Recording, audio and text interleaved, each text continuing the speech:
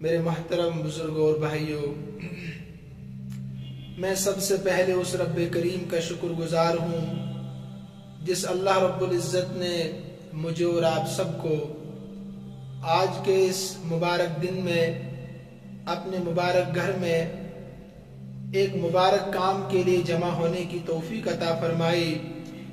اللہ تبارک و تعالی ہمارے یہاں آنے کو قبول فرمائے۔ اللہ تبارک و تعالی ہمارے لیے اس کو آخرت میں نجات کا ذریعہ بنائے۔ اللہ تبارک و تعالی ہمارے تمام مرحومین کی مغفرت فرمائے۔ اللہ تبارک و تعالی ہمارے تمام شہداء کے درجات کو بلند فرمائے، ان کے پسماندگان کو صبر جمیل عطا فرمائے۔ حاضرین مجلس میں، گھروں میں، ہسپتالوں میں جو حضرات بیمار ہیں، جنہوں نے دعاؤں کے لیے کہا ہے یا لکھا ہے یا ہم نے ان سے وعدے کیے ہیں یا ان کا ہمارے اوپر حق بنتا ہے، اللہ سب کو صحت کاملہ، عاجلہ، مستمرہ، دائمہ عطا فرمائے۔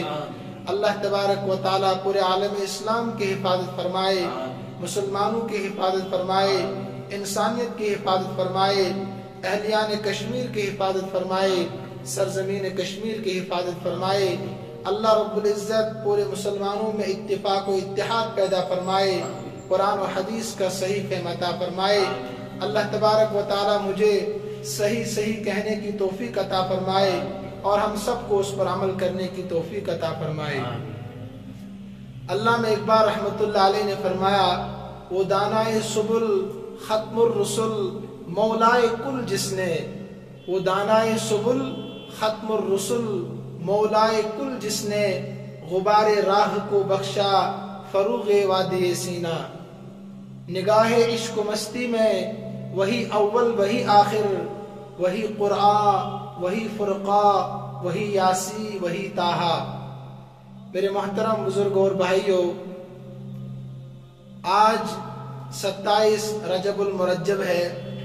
مغرب کے بعد چونکہ عربی تاریخ بدلتی ہے، دن میں 26 تھی، تو آج 27 اس وقت 27 رجب المرجب ہے۔ آج کا جو موضوع ہے واقعہ معراج کے تعلق سے عرض کرنے کی کوشش کروں گا۔ معراج کا واقعہ شروع کرنے سے پہلے ہمیں یہ سمجھنا ہوگا کہ معجزہ کہتے کس کو ہے۔ معجزہ اور کرامات کو ہمیں سمجھنا ہوگا، اس کے بعد واقعہ معراج ہم سمجھ سکتے ہیں۔ یہ دو الگ الگ چیزیں ہیں، معجزہ اور کرامت، یہ دونوں الگ الگ چیزیں ہیں۔ معجزات انبیاء کرام کے ساتھ خاص ہوتے ہیں اور کرامات یہ اللہ کے برگزیدہ اور نیک لوگوں کے ساتھ خاص ہوتی ہے۔ آپ اس کو پھر سے سمجھنے کی کوشش کریں۔ معجزات جو ہوتے ہیں یہ انبیاء کرام کے ساتھ خاص ہے، اور جو کرامات ہے یہ ولیوں کے ساتھ، اللہ کے نیک بندوں اور برگزیدہ لوگوں کے ساتھ خاص ہوتی ہے۔ مثلا انبیاء کرام کے ساتھ کیا کیا معجزات ہوئے، جیسے مشہور و معروف ہے، اللہ کے نبی صلی اللہ علیہ وسلم جب کہیں سے گزرتے تو پتھر بھی کلمہ پڑھتے تھے، پتھروں نے بھی کلمہ پڑھا، یہ آپ صلی اللہ علیہ وسلم کا ایک معجزہ ہے۔ اسی طریقے سے جانوروں نے آپ صلی اللہ علیہ وسلم سے شکایت کی، آپ صلی اللہ علیہ وسلم کا ایک معجزہ ہے۔ آپ صلی اللہ علیہ وسلم کے سامنے درختوں نے بھی سجدہ کیا، یہ آپ صلی اللہ علیہ وسلم کا ایک معجزہ ہے۔ اسی طریقے سے عیسیٰ علیہ السلام کے بارے میں مشہور و معروف ہے کہ اللہ کے حکم سے مردوں کو کہتے تھے قم بإذن اللہ، تو وہ کھڑے ہوتے تھے۔ مادر ذات جو نابینا ہوتے تھے، اللہ کے حکم سے ان کی آنکھوں پر ہاتھ پھیرتے تھے تو ان کی آنکھوں میں بینائی، روشنی واپس آتی تھی۔ اسی طریقے سے بہت سارے معجزات انبیاء کرام علیہ السلام کے ساتھ پیش آئے ہیں۔ اور کرامت کا تعلق جیسے میں نے عرض کیا، اللہ کے نیک لوگوں کے ساتھ اس کا تعلق ہوتا ہے۔ جیسے مریم علیہ السلام کے پاس بغیر موسم کے پھل دیکھ کر حضرت زکریا علیہ السلام نے کہا، یا مریم انا لکی ھذا، اے مریم یہ بے موسم کے پھل تمہارے پاس کہاں سے آ رہے ہیں؟ تو مریم علیہ السلام نے جواب دیا، نے جواب دیا، قالت ہی من عند اللہ، کہ اللہ کی طرف سے ہے، کہ اللہ کی طرف سے بے موسم کے پھل میرے پاس آئے۔ قالت ہی من عند اللہ ان اللہ یرزق من یشاء بغیر حساب، اور اللہ تبارک و تعالی جسے چاہتا ہے بے حساب رزق عطا فرماتا ہے. تو یہ کرامت ہے. تو لہذا کرامت کا تعلق نیک لوگوں کے ساتھ ہوتا ہے اور معجزات کا تعلق انبیاء کرام علیہ السلام کے ساتھ ہوتا ہے. جیسے حضرت سلیمان علیہ السلام کی طرح بادشاہت کسی کو نہیں ملی، ان جیسی بادشاہت کسی کو ملی نہیں آج تک. جب وہ ملکہ بلقیس کا تخت اپنے پاس لانا چاہتے تھے تو کہا کہ کام کون کرے گا. روایت میں آتا ہے آصف بن بلخیہ ایک شخص نے کہا، جنات میں سے تھا، انسان میں سے تھا، انہوں نے کہا کہ میں تمہارے پاس کو لا سکتا ہوں.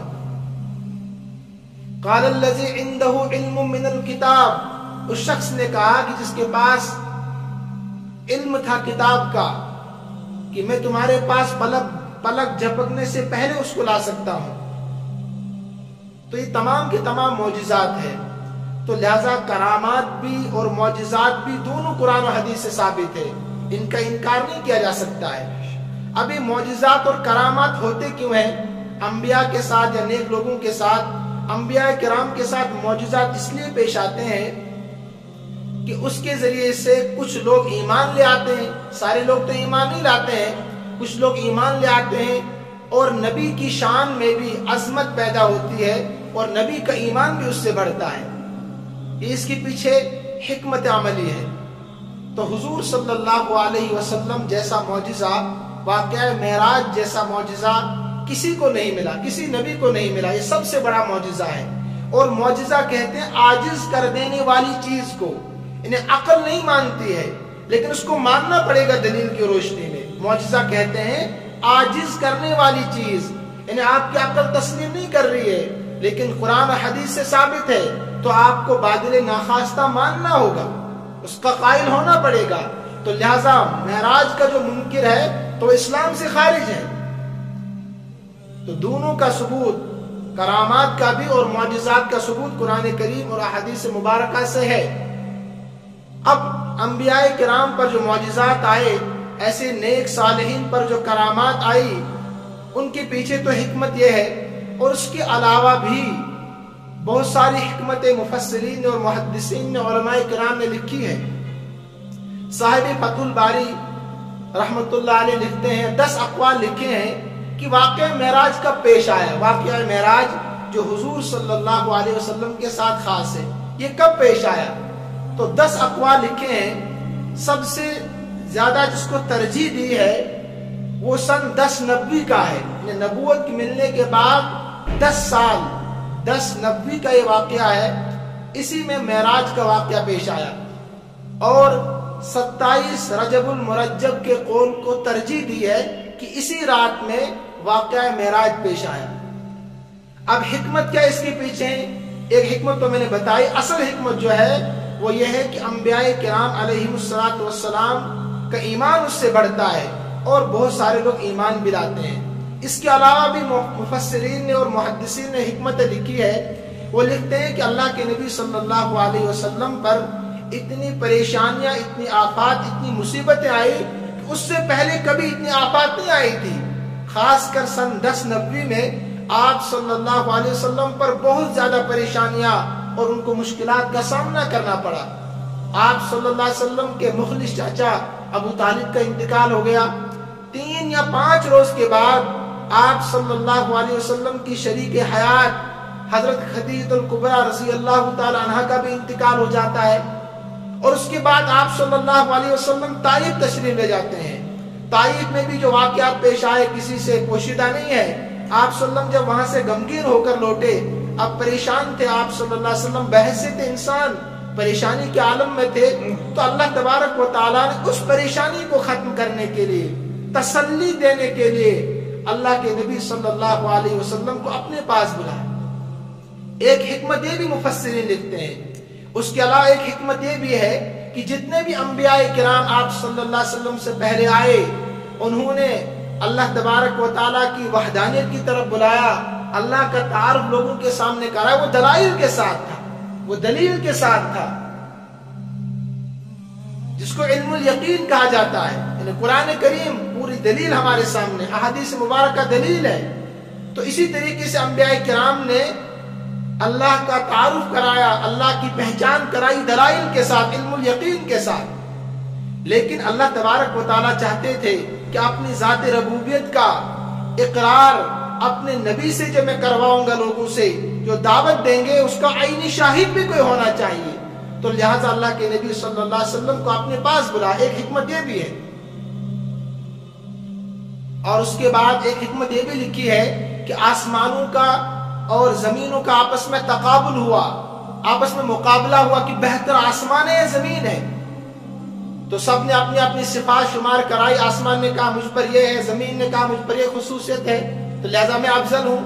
لیکن جب زمین نے کہا کہ مجھ پر محمد الرسول اللہ صلی اللہ علیہ وسلم ہے، تو آسمان خاموش ہو گئے۔ تو اللہ تبارک و تعالیٰ توازن برقرار رکھنے کے لیے، آسمان اور زمین کا وزن برابر رکھنے کے لیے آپ صلی اللہ علیہ وسلم کو اپنے پاس بلائے، تاکہ آسمان بھی کہہ سکے کہ مجھ پر بھی آپ صلی اللہ علیہ وسلم کا نزول ہوا ہے۔ ایک حکمت یہ بھی لکھی ہے۔ تو بہرحال یہ حکمتیں ہیں معراج کے پیچھے۔ اصل حکمت جو میں نے عرض کی وہ یہی ہے کہ آپ صلی اللہ علیہ وسلم بہت زیادہ رنجیدہ تھے، پریشان تھے۔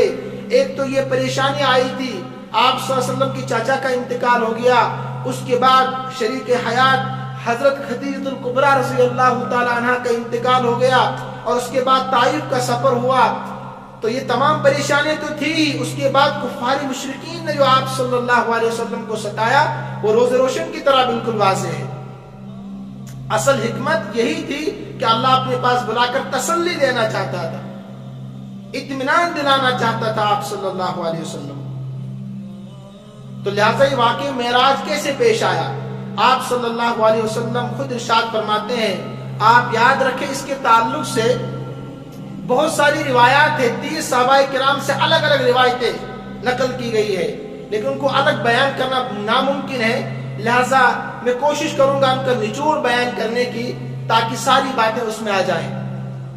آپ صلی اللہ علیہ وسلم حضرت ام ہانی رضی اللہ تعالیٰ عنہ کے گھر میں سوئے ہوئے تھے ایک رات، تو اچانک آپ صلی اللہ علیہ وسلم فرماتے ہیں کہ جب میں سویا ہوا تھا تو اس گھر کی چھت پھٹ گئی، اس گھر کی چھت پھٹ گئی اور جبرائیل علیہ السلام تشریف لائے۔ ایک روایت ہے کہ آپ صلی اللہ علیہ وسلم حتیم کعبہ میں تھے، وہیں پر آپ صلی اللہ علیہ وسلم موجود تھے۔ ایک روایت ہے کہ آپ صلی اللہ علیہ وسلم ام ہانی رضی اللہ تعالی عنہا کے گھر میں تشریف فرما تھے، تو اچانک چھت پھٹ گئی، دروازے سے نہیں آئے جبرائیل علیہ السلام بلکہ چھت سے آئے، چھت پھٹ گئی اور آپ صلی اللہ علیہ وسلم کو اٹھایا اور حتیم میں لے گئی۔ حتیم جو بیت اللہ کا ہی حصہ ہے، اور آپ صلی اللہ علیہ وسلم کا وہاں سینہ چیرا گیا، جس کو شق صدر کہتے ہیں۔ اسلام نے سب سے پہلے اوپن ہارٹ سرجری کا جو تصور دیا وہ اسلام نے دیا۔ آپ صلی اللہ علیہ وسلم کے سینے کو چیرا گیا، یہاں سے لے کر یہاں تک سینہ چیرا گیا۔ روایت میں آتا ہے کہ آپ صلی اللہ علیہ وسلم کا دل نکالا گیا، اور دل نکالنے کے بعد اس کو آب زمزم سے دوہا گیا، آب زمزم سے غسل دیا گیا آپ صلی اللہ علیہ وسلم کے دل کو۔ اور ایک روایت میں یہ بھی آتا ہے کہ جسم کے اندر کا، پیٹ کے اندر کے ساری چیزوں کو دوہا گیا آب زمزم کے ذریعے سے۔ اور جبرائیل علیہ السلام ایک تشت میں پیالے کی شکل میں کچھ نور لے کر آسمان سے آئے، کہا کہ ایمان ہے، اور اس کو آپ صلی اللہ علیہ وسلم کے دل میں بھرا گیا، اور اس کے بعد آپ صلی اللہ علیہ وسلم کے سینے کو پھر بند کر دیا گیا۔ اس طریقے سے آپ صلی اللہ علیہ وسلم کا شق صدر ہوا۔ اس کے بعد جبرائیل علیہ السلام حاضر ہوتے ہیں، عرض کیا یا رسول اللہ صلی اللہ علیہ وسلم اب آپ کا سفر شروع ہوتا ہے۔ آپ یاد رکھیں جو آیت کریمہ میں نے تلاوت کی، سبحان الذی اسرا بعبدہ لیلا من المسجد الحرام الى المسجد الاقصى الذی بارکنا حولہ لنریہ من آیاتنا انہ هو السمیع البصیر۔ یہ دو سفر ہے، ایک سفر تو بیت اللہ سے لے کر مسجد اقصیٰ تک ہے، بیت المقدس تک ہے، اس کو عربی میں اسراء کہتے ہیں، اور دوسرا سفر بیت اللہ سے لے کر ساتوں آسمانوں کا ہے، جنت اور جہنم کا سفر ہے، جو آپ صلی اللہ علیہ وسلم نے وہاں دیکھا اس کو معراج کہتے ہیں۔ تو جبرائیل علیہ السلام نے کہا کہ اب آپ کا سفر شروع ہو گیا یا رسول اللہ صلی اللہ علیہ وسلم۔ ایک سواری پیش کی جو گدھے سے بڑی سواری تھی اور کھچر سے تھوڑی چھوٹی سواری تھی، اس کو براق کہتے ہیں۔ آپ صلی اللہ علیہ وسلم خود بیان کرتے ہیں، آپ صلی اللہ علیہ وسلم کو اس پر سوار کیا گیا۔ جبرائیل نے کہا کہ اس پر تم پر آج تک اس جیسی شخصیت نے سواری نہیں کی ہے. لہذا آپ صلی اللہ علیہ وسلم کو سوار کیا گیا اور پہلا سفر مدینہ المنورہ کی طرف ہوا. آپ صلی اللہ علیہ وسلم نے 2 رکعت نماز وہاں پڑھی. جبرائیل سے پوچھا یہ کون سی جگہ ہے؟ آپ صلی اللہ علیہ وسلم نے فرمایا کہ آپ کی ہجرت کی جگہ، آپ یہاں ہجرت کر کے آئیں گے. اس کے بعد جب سفر شروع ہوا ایک جگہ پر پہنچے، کہا کہ کون سی جگہ ہے؟ فرمایا تمہارے دادا ابراہیم علیہ السلام کی جائے پیدائش ہے. اس کے بعد سفر ہوتا رہا. آپ صلی اللہ علیہ وسلم فرماتے ہیں کہ اس براق کی رفتار منتہا نظر تھی. جہاں نظر پڑتی تھی وہاں اس کے قدم پڑتے تھے، جہاں نظر پڑتی تھی وہاں اس براق کے قدم پڑتے تھے. اتنی تیز رفتار سواری تھی. آپ صلی اللہ علیہ وسلم فرماتے ہیں اس کے بعد جب ہم بیت المقدس پہنچے، اس کے قریب ہی پہنچے، وہاں ایک زبردست خوشبو آ رہی تھی. میں نے عرض کیا، میں نے پوچھا جبرائیل سے کہ خوشبو کیسی ہے؟ فرمایا یہاں پر فرعون نے اپنی باندی کو اس کے بچوں سمیت جلا دیا تھا. جب اس نے موسیٰ علیہ السلام پر ایمان لایا بچوں سمیت جلا دیا تھا. آج تک ان ہڈیوں کی خوشبو یہاں سے آتی ہے. فرماتے نبی اکرم صلی اللہ علیہ وسلم میں نے وہاں جا کر براق کو باندھ دیا. صحابہ کرام سے بیان کر رہے تھے جیسے تم اپنے اونٹوں کو وہاں باندھتے ہو. بیت المقدس مسجد اقصیٰ کے پاس براق کو باندھ دیا اور میں مسجد میں داخل ہو گیا. اور اس کے بعد دیکھا کہ تمام انبیاء کرام موجود تھے. آدم علیہ السلام سے لے کر سارے انبیاء کرام موجود تھے. آپ صلی اللہ علیہ وسلم نے امامت کرائی. آپ صلی اللہ علیہ وسلم نے تمام انبیاء کرام کی اور ختم نبوت کی مہر لگ گئی کہ آخری نبی ہے دنیا میں آنے والے. ختم نبوت کی مہر لگ گئی. میرے بھائیوں یہ اسراء کہلاتا یہاں تک کا سفر، اور یہ سارا رات کو ہوا. اللہ پاک نے فرمایا کہ پاک ہے وہ ذات جو اپنے بندے کو راتوں رات مسجد حرام سے مسجد اقصیٰ تک لے گئی. یہ سفر رات کے کچھ حصے میں ہوا. تو لہذا یہاں تک جو سفر ہے یہ عربی میں اسراء کہلاتا ہے. اس کے بعد جبرائیل علیہ السلام حاضر ہوئے. یا رسول اللہ صلی اللہ علیہ وسلم اب آپ کا اصل سفر شروع ہو رہا آسمانوں کی طرف. لہذا جب پہلے آسمان پر پہنچے جبرائیل علیہ السلام کے ساتھ، تو جبرائیل علیہ السلام نے اجازت طلب کی کہ ہم داخل ہونا چاہتے، اجازت ہے. فرشتوں نے کہا تمہارے ساتھ اور کون ہے؟ کہا کہ محمد الرسول اللہ صلی اللہ علیہ وسلم میرے ساتھ ہے. فرمایا کہ ان کو بلایا گیا ہے؟ پوچھا ہاں بلایا گیا ہے. اس کے بعد اجازت دی گئی. فرشتوں نے کہا اہلاً و سہلاً مرحبا، خوش آمدید. پتا چلا کہ آسمان کے دروازے ہیں اور وہ بند ہوتے ہیں، ہر کوئی نہیں جا سکتا وہاں، جس کو اجازت ملے گی وہی جا سکتا ہے. تو آپ صلی اللہ علیہ وسلم پہلے آسمان پر پہنچے تو کیا دیکھا؟ حضرت آدم علیہ السلام کو دیکھا پہلے آسمان پر. تو آپ صلی اللہ علیہ وسلم سے جبرائیل نے کہا کہ آپ ان کو سلام کریں. تو حضور صلی اللہ علیہ وسلم نے سلام کیا، السلام علیکم ورحمۃ اللہ وبرکاتہ. آدم علیہ السلام نے جواب دیا. بعض روایتوں میں آتا ہے انہوں نے سلام کیا. اور ایسا ہوتا ہے کہ دو آدمی ملتے ہیں تو دونوں سلام کرتے، دونوں جواب دیتے ہیں، پر اب دونوں طرح کی روایت ہے. سلام کلام ہوا. اس کے بعد آدم علیہ السلام نے کہا اے میرے بیٹے، اے نبی تمہیں مبارک ہو. بیٹا اس لیے کہا کہ آدم علیہ السلام کی اولاد ہی دنیا میں ہے، ساری دنیا آدم علیہ السلام کی اولاد ہے. اے میرے بیٹے، اے نبی تمہیں خوش آمدید، تمہیں مبارک ہو. آپ صلی اللہ علیہ وسلم فرماتے ہیں کہ میں نے دیکھا آدم علیہ السلام دائیں طرف دیکھتے ہیں تو خوش ہوتے ہیں، مسکراتے ہیں، بائیں طرف دیکھتے ہیں تو پریشان ہوتے ہیں اور رو دیتے ہیں. میں نے جبرائیل سے پوچھا کہ کیا ماجرا ہے؟ میرے بھائیوں غور کرنے کا موقع ہے.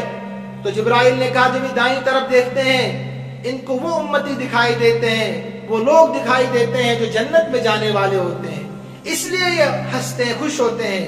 جب بائیں طرف دیکھتے ہیں امت کے وہ افراد دکھائی دیتے ہیں جو جہنم میں جانے والے ہوتے ہیں. اللہ ہم سب کی حفاظت فرمائے. پوچھا کہ اس امت سے کتنے لوگ جنت میں جائیں گے فیصد کے اعتبار سے؟ آپ اندازہ لگائیں. فرمایا کہ 1000 میں سے ایک انسان جنتی ہوگا، 1000 میں سے ایک انسان جنتی ہوگا، 999 لوگ جہنم میں جانے والے ہوں گے. اللہ ہم سب کی حفاظت فرمائے. میرے بھائیوں سفر چلتا رہا.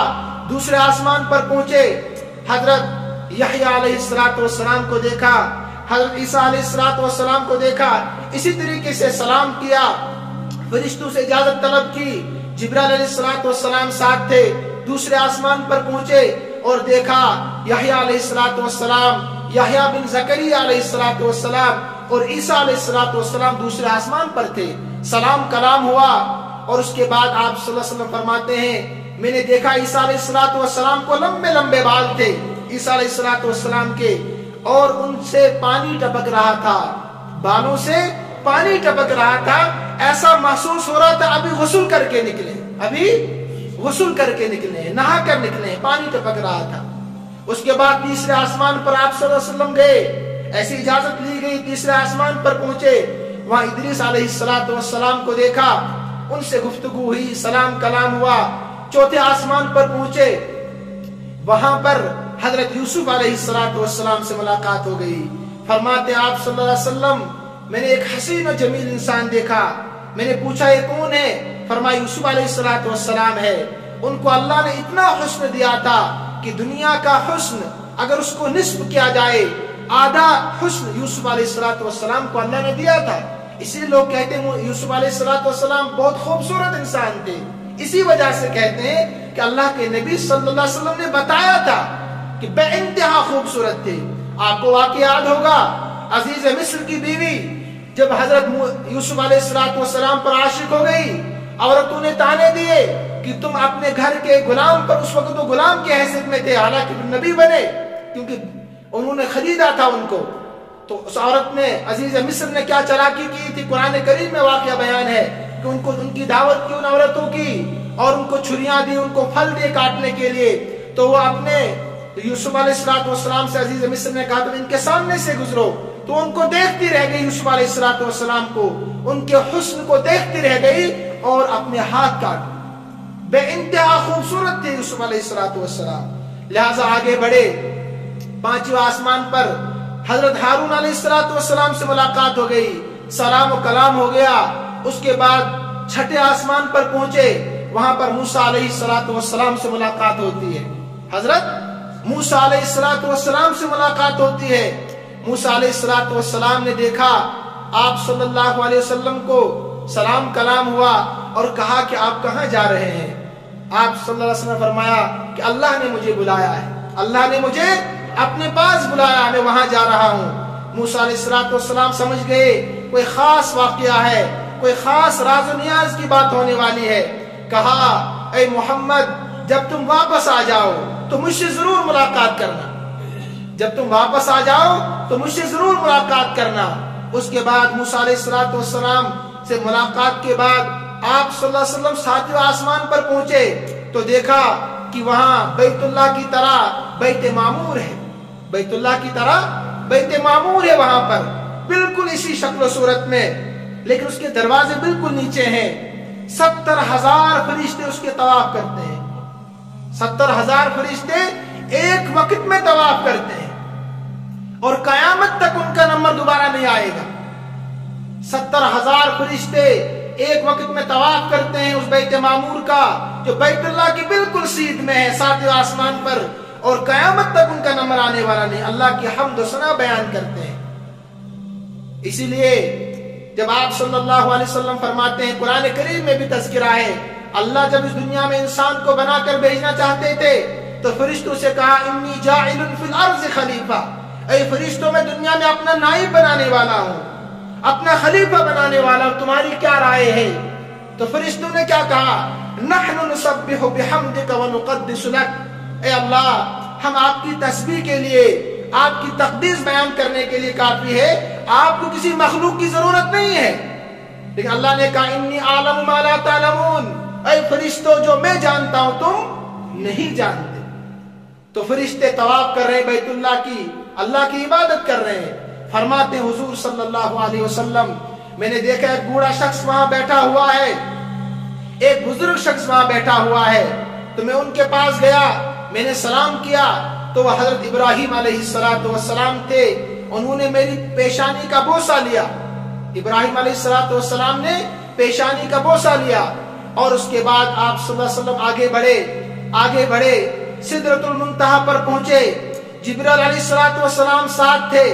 सिदरतुल मुंतहा पर जिब्राइल अलैहिस्सलाम ने कहा, ऐ महबूब सल्लल्लाहु अलैहि वसल्लम, अब मेरी यहाँ से बस से बाहर है, कि मेरी बाउंड्री यहाँ पर है, सरहद यहाँ पर है, इससे आगे मैं नहीं जा सकता। फरिश्तों को यहाँ से आगे जाने की इजाजत नहीं है, यहीं तक मैं आ सकता हूँ तुम्हारे साथ। अब यहाँ से आगे तुम और तुम्हारा रब जाने। लिहाजा जिब्राइल अलैहिस्सलाम वहीं रुक गए। आप सल्लल्लाहु अलैहि वसल्लम आगे बढ़े। एक रिवायत है जिसको मिरकात ने भी नकल किया है, रूहुल बयान में भी, रूहुल मानी में भी उसको दर्ज किया गया है, लेकिन ज़ईफ रिवायत है। उसमें आता है कि आप सल्लल्लाहु अलैहि वसल्लम ने सलाम नहीं किया, क्योंकि अल्लाह तो सलामती भेजता है, अल्लाह तो सलामती वाला है। आप सल्लल्लाहु अलैहि वसल्लम फरमाया, अत्तहियातु लिल्लाहि वस्सलावातु वत्तय्यिबातु, ऐ अल्लाह, हर तरह की इबादत, चाहे वो कौली इबादत हो, फेली इबादत हो, बदनी इबादत हो, हर तरह की इबादतें ऐ अल्लाह तेरे लिए ही है। तो इसका शान नुज़ूल भी हो सकता है, अत्तहियातु लिल्लाहि वस्सलावातु वत्तय्यिबात, ऐ अल्लाह, जो कौली इबादतें हैं, फेली इबादतें हैं, बदनी इबादतें हैं, हर तरह की इबादतें आपके शान निशान है। अल्लाह तबारक व तआला ने जवाब में कहा, अस्सलामु अलैका अय्युहन नबिय्यु व रहमतुल्लाहि व बरकातुहू, तुम पर भी सलामती हो, अल्लाह की रहमतें हो, ए अल्लाह के महबूब जनाब रसूलुल्लाह सल्लल्लाहु अलैहि वसल्लम। आप सल्लल्लाहु अलैहि वसल्लम उम्मत को वहां नहीं भूले, मेरे भाइयों, वहां भी उम्मत को याद रखा। फरमाया, ए अल्लाह, अस्सलामु अलैना व अला इबादिल्लाहिस सालिहीन, ए अल्लाह, मुझ पर भी सलामती, लेकिन ऐ अल्लाह, इस उम्मत के नेक बंदू पर भी, बरगुज़ीदा बंदू पर भी, सालिहीन पर भी सलामती होनी चाहिए। महबूब रसूलुल्लाह सल्लल्लाहु अलैहि वसल्लम वहां भी उम्मत को नहीं भूले, कहा कि मुझ पर भी सलामती और इस उम्मत के बरगुज़ीदा बंदू पर भी सलामती चाहता हूँ। फरिश्तों ने कहा आगे, अशहदु अल्ला इलाहा इल्लल्लाहु व अशहदु अन्ना मुहम्मदन अब्दुहु व रसूलुहु। लिहाजा असल रिवायत में जो है, आप सल्लल्लाहु अलैहि वसल्लम को वहां दो तोहफे मिले। कितने तोहफे? दो तोहफे मिले। एक तोहफा तो मिला, आमनर रसूल बिमा उन्ज़िला इलैहि मिन रब्बिही वल मुमिनून, आखिर तक ये दो आयतें अल्लाह तबारक व तआला ने आप सल्लल्लाहु अलैहि वसल्लम को बतौर तोहफा हदिया अता किया। फरमाते हुजूर सल्लल्लाहु अलैहि वसल्लम, जो इंसान इन दो आयतों को पढ़ेगा उसके लिए काफी है। उसके लिए अगर वो मर जाए उस दिन में तो उसके लिए जन्नत वाजिब है। अगर मर जाए तो उसके लिए जन्नत वाजिब है, उसके लिए काफी और शाफी है। एक तो तोहफा ये मिला सही रिवायत की रोशनी में, और अल्लाह तबारक व तआला ने हुजूर सल्लल्लाहु अलैहि वसल्लम को जो दूसरा तोहफा दिया वो 5 नमाजों की शक्ल में है। लेकिन उस वक्त अल्लाह तबारक व तआला ने 50 नमाजें आप सल्लम को दी, 50 नमाजें आप सल्लल्लाहु अलैहि वसल्लम को तोहफे में दी। आप सल्लल्लाहु अलैहि वसल्लम वापस तशरीफ लाए। मैंने अर्ज किया कि मूसा अलैहिस्सलाम ने कहा था कि जब वापस आओगे मुझसे मुलाकात कर लेना। लिहाजा जब वापस आए तो मूसा अलैहिस्सलाम के पास पहुंचे। मूसा अलैहिस्सलाम ने अर्ज किया कि अल्लाह ने तुम्हें क्या तोहफा अता किया, अल्लाह ने तुम्हें क्यों अपने पास बुलाया था? कहा कि अल्लाह ने मुझे 2 तोहफे अता किए, और दूसरा तोहफा क्या था? 50 नमाजें। एक तो आमन रसूल, आखिर तक ये 2 आयतें, और दूसरा तोहफा था नमाज की शक्ल में। तो मूसा अलैहिस्सलाम को पता था, तो मूसा अलैहिस्सलाम ने कहा, ए मोहम्मद सल्लल्लाहु अलैहि वसल्लम, कि मेरी उम्मत पर सिर्फ 2 नमाजें फर्ज थी या 3 नमाजें फर्ज थी, फजर की नमाज, जोहर की नमाज और मगरिब की नमाज। एक रिवायत में आता है सिर्फ फजर से पहले फजर की नमाज और शाम की नमाज, मगरिब की नमाज, वो उन 2 नमाजों को भी नहीं पढ़ सकी। लिहाजा ये बहुत ज्यादा है। आप वापस जाएं, अल्लाह से अर्ज करें, ऐ अल्लाह कुछ तखफीफ हो जाए। आप सल्लल्लाहु अलैहि वसल्लम वापस गए, अर्ज किया तो अल्लाह तबारक व तआला ने 5 कम कर दी। फिर वापस आए, मूसा अलैहिस्सलाम ने कहा अब भी ज्यादा है। आप सल्लम बार बार जाते रहे। जब सिर्फ 5 नमाजें रह गई तो फिर मूसा अलैहिस्सलाम ने कहा कि अब भी वापस जाओ। तो अल्लाह के महबूब जनाब रसूलुल्लाह सल्लल्लाहु अलैहि वसल्लम फरमाया कि अब मुझे शर्म आती है, अब मुझे شرم آتی ہے کہ اب میں واپس نہیں جا سکتا ہے، اور اللہ نے مجھے کہا کہ تیری امت 5 نمازیں پڑھے گی اور 50 کا ثواب ملے گا، 5 نمازیں پڑھے گی 50 کا ثواب ملے گا۔ اللہ نے اس امت پر بہت تخفیف کیا ہر معاملے میں نے عرض کیا تھا کسی موقع پر ثم لتسألن یومئذ عن النعیم، اس سے تخفیف شریعت بھی مراد ہے۔ اس رمضان مبارک کے کوئی روزے رکھتا ہے 30 روزے، حدیث میں آتا ہے پھر 6 کوئی روزے رکھ لے تو 360 کا ثواب ملتا ہے۔ یہ امت کی فضیلت اور برتری ہے۔ فرمایا کہ تیری امت 5 نمازیں پڑھے گی، ثواب 50 کا ملے گا۔ تو آپ صلی اللہ علیہ وسلم نے اس کے بعد جنت کو دیکھا، جہنم کو دیکھا، ان دونوں کی سیر کی۔ آپ صلی اللہ علیہ وسلم فرماتے ہیں میں نے دیکھا کہ ایک شخص ہے بالکل پریشان حال، جو بالکل نیچے بیٹھا ہوا ہے، کیونکہ جہنم بالکل تہ میں نیچے ہے۔ تو میں نے ایک شخص کو دیکھا پریشان بیٹھا، وہ فرشتہ تھا۔ میں نے جبرائیل سے پوچھا یہ کون ہے؟ کہا یہ جہنم کا داروغہ ہے، یعنی جہنم کا نظام سنبھالنے والا، جہنم کا نظام سنبھالنے والا۔ اللہ ہم سب کی حفاظت فرمائے۔ جو جہنم کی آگ سنگاتا ہے، اس کا نظام دیکھتا ہے۔ تو میں نے دیکھا کہ ایک آدمی، اس کے لمبے لمبے ناخن ہیں۔ یہ ایک روایت میں آتا ہے کہ اس کے پاس ایک مردار کا گوشت پڑا ہوا ہے، اور اس کے پاس بڑے لذیذ کھانے بھی ہیں، لیکن وہ اس لذیذ کھانے کو نہیں کھاتا، بلکہ وہ کس کھانے کو کھاتا ہے؟ مردار کے گوشت کو کھا رہا ہے۔ ایک روایت میں آتا ہے کہ ایک آدمی کے لمبے لمبے ناخن تھے، وہ اپنے چہرے کو اس کے ذریعے سے نوچ رہا تھا، جسم کا گوشت نوچ رہا تھا۔ تو جبرائیل علیہ السلام سے پوچھا اللہ کے نبی صلی اللہ علیہ وسلم نے کہ یہ کون شخص ہے؟ تو فرمایا جبرائیل نے یہ غیبت کرنے والا انسان، فرمایا یہ غیبت کرنے والا انسان ہے۔ میرے بھائیو، آج ہماری مجلسیں، ہماری محفلیں غیبتوں سے خالی نہیں ہوتی ہے۔ اسی لیے فرمایا اللہ کے نبی صلی اللہ علیہ وسلم نے الغیبت اشد من الزنا، غیبت کرنا زنا سے بھی بدترین گناہ ہے، زنا سے بڑھ کر گناہ ہے۔ اس لیے کہ زنا کرنے والے کو کبھی نہ کبھی احساس ہوتا ہے کہ مجھ سے غلطی ہو گئی ہے، لیکن غیبت کرنے والے کو احساس ہی نہیں ہوتا ہے، یہاں تک کہ قبرستان بھی پہنچ جاتا ہے۔ فرمایا اس امت کے غیبت کرنے والے لوگ ہیں۔ فرماتے نبی اکرم صلی اللہ علیہ وسلم میں نے ایک دوسرے شخص کو دیکھا، فرشتے اس کے سر پر بھاری پتھر سے مارتے ہیں، اور جب وہ پتھر سے مارتے ہیں تو اس کا سر کچل جاتا ہے، اس کے اندر سے سب کچھ باہر نکلتا ہے، اور پھر کچھ دیر کے بعد وہ سر بالکل ٹھیک ہوتا ہے۔ فرشتے پھر دوبارہ سے پتھر مارتے ہیں، اور یہی سلسلہ چل رہا ہے۔ میں نے جبرائیل سے پوچھا یہ کون ہے؟ فرمایا کہ عشاء کی نماز پڑھے بغیر سونے والے لوگ ہیں۔ اللہ ہم سب کی حفاظت فرمائے کہ عشاء کی نماز پڑھے بغیر سونے والے لوگ ہیں۔ فرماتے آپ صلی اللہ علیہ وسلم میں نے کچھ لوگوں کو دیکھا جو بالکل برہنہ تھے، بالکل برہنہ، جسم پر لباس نہیں تھا، اور ان کے نیچے آگ جل رہی تھی، ان کے نیچے آگ جل رہی تھی۔ میں نے جبرائیل سے پوچھا یہ کون لوگ ہیں؟ فرمایا یہ وہ لوگ ہیں جو روزے نہیں رکھتے تھے، یہ وہ لوگ ہیں جو روزے سے نہیں رہتے تھے، روزے نہیں رکھتے تھے، بغیر عذر کے روزہ چھوڑتے تھے۔ فرماتے آپ صلی اللہ علیہ وسلم اسی طریقے سے میں نے ایک شخص کو دیکھا جس کا پیٹ گنبد کی طرح بڑا تھا، بھاری بھرکم پیٹ والا ایک انسان دیکھا، اور اس کے پیٹ میں سانپ تھے، بچھو تھے، مجھے نظر آ رہے تھے۔ میں نے جبرائیل سے پوچھا کہ یہ کون شخص ہے؟ فرمایا یہ اس امت کا سود خور انسان ہے، سود کھانے والا انسان ہے۔ میرے بھائیوں، آج ہم سارے دانستہ غیر دانستہ طور پر اس میں پھنسے ہوئے ہیں، ہر انسان اس میں مبتلا ہے۔ حضور صلی اللہ علیہ وسلم فرمایا قیامت کی علامت میں سے یہ بھی ہے کہ اس امت کا ہر فرد سود خور ہوگا، ہر فرد سود کھانے والا ہوگا۔ اب ہم گریبان میں جان کر دیکھیں کہ ہم کہاں پر ہیں، کتنے ہم بچے ہوئے ہیں۔ فرماتے حضور صلی اللہ علیہ وسلم میں نے ایک شخص کو دیکھا جو انگاری کھا رہا تھا، آگ کے انگاری کھا رہا تھا۔ جبرائیل سے پوچھا کہ یہ کون ہے؟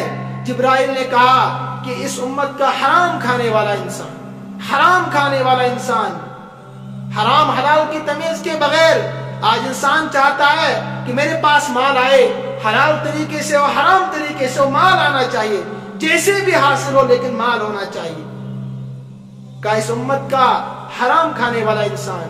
فرماتے حضور صلی اللہ علیہ وسلم میں نے کچھ لوگوں کو دیکھا کہ جن کی شکلیں سوروں کی طرح تھی، جن کی شکلیں سوروں کی طرح تھی اور جسم انسانوں کی طرح تھا، میں نے جبرائیل سے پوچھا کہ یہ کون لوگ ہیں؟ جبرائیل نے کہا اس امت کے وہ لوگ ہیں جو جھوٹی گواہی دینے والے ہیں۔ میرے بھائیوں، فرمایا کہ یہ وہ لوگ ہیں جو جھوٹی گواہی دینے والے ہیں۔ آج ہم کسی کو بھی خرید لیتے ہیں جھوٹی گواہی دینے کے لیے، ہر انسان تیار ہو جاتا ہے جھوٹی گواہی دینے کے لیے۔ قیامت کے دن میرے بھائیوں جب انسان جنت میں جائے گا، سب سے پہلے جو مرحبا کہا جائے گا، اللہ کی طرف سے اعلان ہوگا مرحباً بالصادقین، مرحباً بالصادقین، سچ بولنے والوں کے لیے مبارک ہو، سچ بولنے والوں کو مبارک ہو۔ اللہ تبارک و تعالیٰ نے قرآن کریم میں کہیں بھی الا لعنت اللہ علی الکاذبین نہیں کہا۔ اللہ تبارک و تعالیٰ نے قرآن کریم میں سود کھانے والوں پر، رشوت کھانے والوں پر، ظلم کرنے والوں پر الا لعنت اللہ نہیں کہا، لیکن جھوٹ بولنے والوں پر کہا الا لعنت اللہ علی الکاذبین، جھوٹوں پر اللہ کی لعنت ہو، جھوٹ بولنے والوں پر اللہ کی لعنت ہو۔ میرے بھائی، جھوٹ کو سننا، جھوٹ کو بولنا، یہ دونوں برابر ہے۔ تو فرمایا کہ یہ امت کے جھوٹے گواہی دینے والے لوگ ہیں۔ فرماتے حضور صلی اللہ علیہ وسلم میں آگے بڑھا، میں نے ایک شخص کو دیکھا کہ جن کو کینچیوں سے چیرا جا رہا تھا، یہاں سے یہاں تک ان کو چیرا جا رہا تھا کینچیوں کے ذریعے سے۔ میں نے جبرائیل سے پوچھا یہ کون ہے؟ فرمایا کہ اس امت کے فسادی خطیب ہے، جو امت کے اندر فساد مچانے والے ہیں، امت کا انتشار چاہتے ہیں، امت کو منتشر کرنا چاہتے ہیں، فساد مچانے والے لوگ۔ میرے بھائیوں، فرماتے ہیں حضور صلی اللہ علیہ وسلم، اس کے بعد میں جنت کی طرف گیا، جنت کی سیر کی۔ سب سے پہلے میں نے ایک حوض کے پاس ایک عورت کو دیکھا، ایک خوبصورت لڑکی کو دیکھا، جس کے جوتے کے تسمے بھی، سبز رنگ کے جوتے کے تسمے بھی تسبیح بیان کر رہے تھے، یا جوتے ہی تسبیح پڑھ رہے تھے۔ میں نے جبرائیل سے پوچھا یہ خوبصورت عورت کون ہے؟ تو جبرائیل نے کہا کہ حضرت عمر فاروق رضی اللہ تعالیٰ عنہ کی بیوی ہے، انہیں ان کے لیے حور تیار کی گئی ہے۔ تو آپ صلی اللہ علیہ وسلم آگے بڑھے تو دیکھا، آپ صلی اللہ علیہ وسلم فرماتے ہیں میں نے بلال رضی اللہ تعالیٰ عنہ کی آہٹ سنی، میں نے بلال رضی اللہ تعالیٰ عنہ کی آہٹ سنی۔ میرے بھائی، آہٹ ویسے ہی نہیں سنی۔ پھر آپ صلی اللہ علیہ وسلم نے پوچھا بلال سے، بلال تم کیا کرتے ہو جس کی وجہ سے میں نے تمہارے جنت میں تمہارے قدموں کی آہٹ کو میں نے سنا؟ تو بلال نے کہا یا رسول اللہ تحیۃ الوضو پڑھتا، وضو کرنے کے بعد 2 رکعت تحیۃ الوضو، 2 رکعت نماز پڑھتا ہوں۔ صرف اس وجہ سے جنت میں نہیں جا رہے ہیں، بلکہ بلال رضی اللہ تعالیٰ عنہ کے بارے میں آتا ہے کہ جب ان کو تپتی ہوئی ریت پر لٹایا جاتا، تب جلتے ہوئے انگاروں پر لٹایا جاتا اور اوپر لوہا جلا کر تپایا جاتا ان کے اوپر، تو وہ تب بھی احد احد کہتے رہتے تھے۔ جب ان سے لوگ پوچھتے کہ تم ہنس کیوں رہے ہو، تمہیں تو رونا چاہیے، فرمایا کہ ہنسنے کا موقع ہے اس لیے کہ اللہ مجھے خرید رہا ہے، اللہ دیکھنا چاہتا ہے کہ بلال اس قابل ہے کہ نہیں میں اس کو خریدوں۔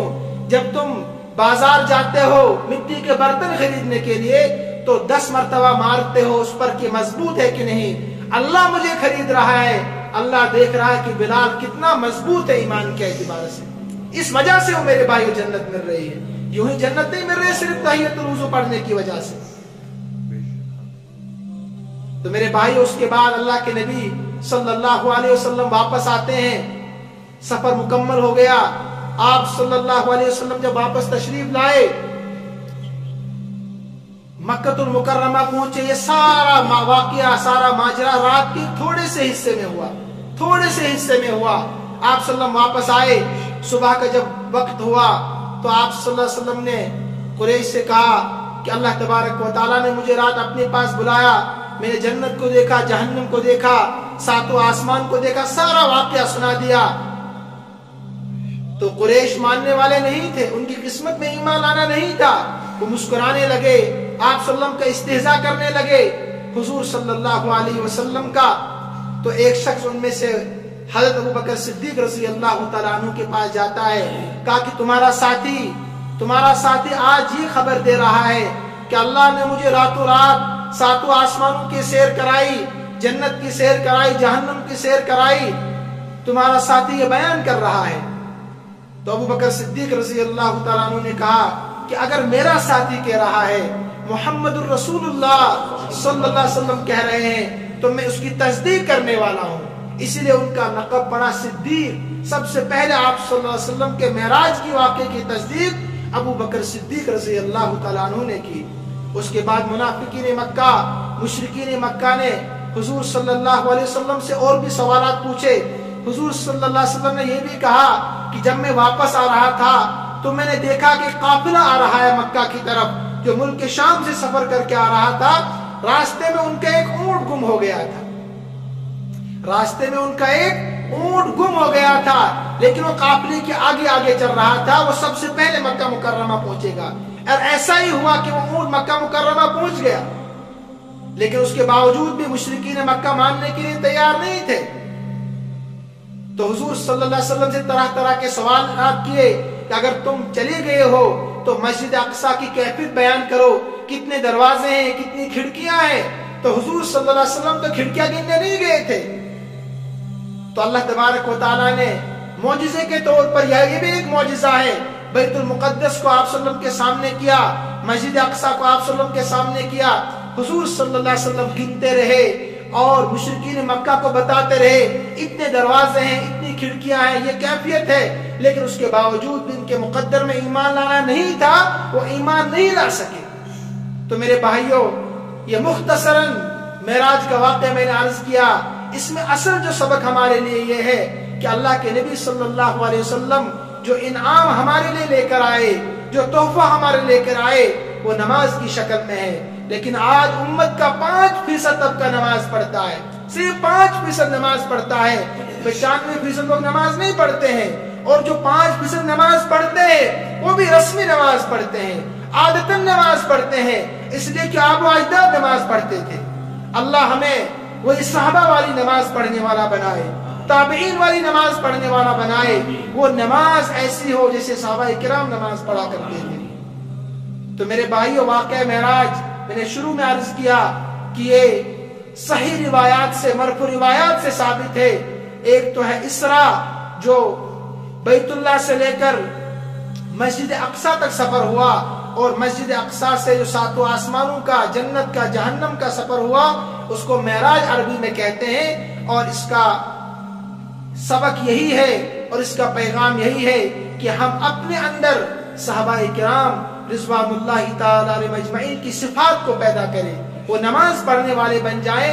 اس لیے کہ اللہ کے نبی صلی اللہ علیہ وسلم دنیا میں آئے تو سجدہ کرتے ہوئے آئے، دنیا سے گئے تو تاکید کرتے ہوئے گئے. فرمایا الصلاۃ وما ملکت ایمانکم، الصلاۃ وما ملکت ایمانکم، الصلاۃ وما ملکت ایمانکم. 3 مرتبہ کہا کہ نماز کی پابندی کرنا، نماز کی پابندی کرنا، نماز کی پابندی کرنا. اور جو ماتحت تمہارے ہیں، جو تمہارے ماتحت کام کرنے والے ہیں، رعایا ہے، اس کے ساتھ اچھا برتاؤ کرنا. مزدور گھر میں رکھا ہے، پسینہ خشک ہونے سے پہلے اس کی مزدوری عطا کرنا.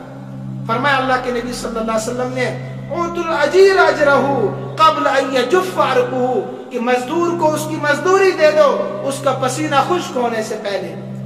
نبی اکرم صلی اللہ علیہ وسلم دنیا سے جاتے ہوئے بھی نماز کی تلقین کر رہے ہیں کہ نماز کو نہیں چھوڑنا. حضرت عمر فاروق رضی اللہ تعالیٰ عنہ نے اپنے دور خلافت میں 22 لاکھ مربع میل پر حکومت کی. تمام گورنروں کو خط لکھا کہ اپنی رعایا کو نماز پر کھڑا کر دو. اگر وہ نماز پر کھڑے ہو گئے تو دنیا کے تمام امور کو کرنے کے لیے تیار ہوں گے، ہر چیز ان سے بحسن خوبی پائے تکمیل تک پہنچے گی. لیکن اگر رعایا نے نماز کو چھوڑ دیا تو تمہیں دنیا کی کامیابی نہیں مل سکتی ہے، دنیا کی سرخروئی نہیں مل سکتی ہے، تمہیں دنیا کی سربلندی نہیں ملے گی. میرے بھائیو، گواہ دی ہم نے جو اسلاف سے میراث پائی تھی، گواہ دی ہم نے جو اسلاف سے میراث پائی تھی، سریا سے زمین پر آسمان نے ہم کو دے مارا. تو میرے بھائیو، آج بھی اگر ہم وہی کیفیت نماز کے اندر پیدا کرے جو صحابہ کرام نے کی، جو تابعین نے کی، تبع تابعین نے کی، خلفائے راشدین نے کی، تو اللہ تبارک و تعالی کی نصرتیں، مددیں آج بھی ہمارے ساتھ شامل حال ہوں گی.